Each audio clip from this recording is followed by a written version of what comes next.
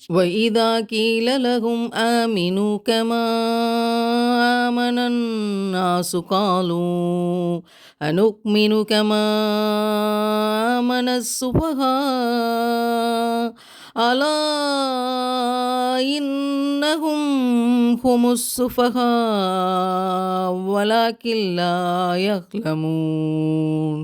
மற்ற மனிதர்கள் இறை நம்பிக்கை கொண்டிருப்பதைப் போல நீங்களும் இறை நம்பிக்கை கொள்ளுங்கள் என அவர்களுக்கு சொல்லப்பட்டால், அறிவீனர்கள் நம்பியதைப் போல நாங்களும் நம்புவதா என்று அவர்கள் பதில் சொல்வார்கள். இதோ நிச்சயமாக அவர்கள்தான் அறிவீனர்கள், ஆனால் இதை அவர்கள் அறிய மாட்டார்கள்.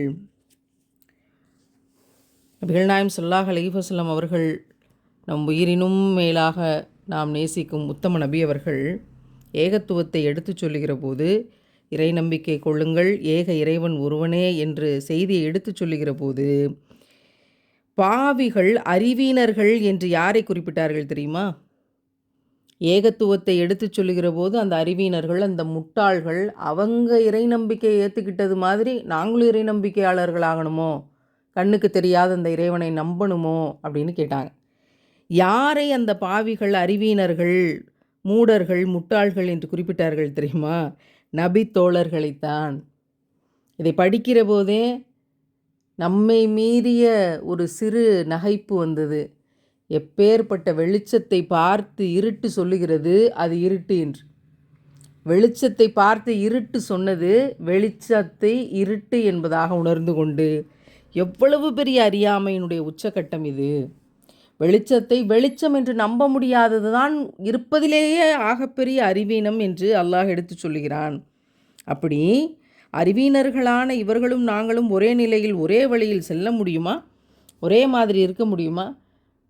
ஒரே வேலைகளை செய்ய முடியுமா என்று நயவஞ்சகர்கள் இப்படி சொல்லுவார்கள்.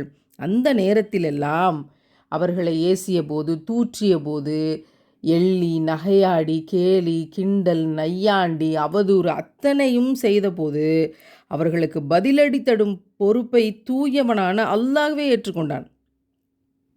இல்லை, இந்த பாவிகள்தான் அறிவீனர்கள் என்று கூறி நயவஞ்சகர்களிடம்தான் அறிவீனம் இருக்கிறது என்பதை இறைவன் உறுதிபட தெரிவிக்கின்றான். அவர்களுடைய முழு அறியாமையின் காரணத்தினால் தங்கள் வழிகட்ட நிலையை கூட அவர்கள் அறிந்து கொள்ள மாட்டார்கள். தாங்களே இருட்டில் இருக்கோம் அப்படின்னு அறிந்து கொள்ள முடியலன்னா மற்றவர்களை பற்றி அவர்கள் என்ன அறிந்து கொள்வார்கள்?